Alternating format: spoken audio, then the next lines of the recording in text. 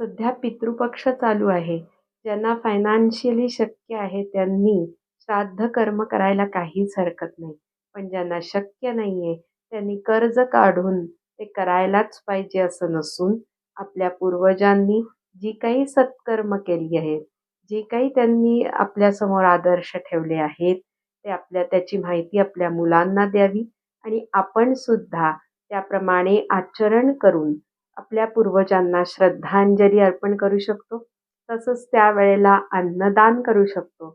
एखाद्या गरजू व्यक्तीला मदत करू शकतो आणि जे फायनान्शियली सदृढ आहेत, त्यांनी हे सगळं करायला सुद्धा काहीही हरकत नाही.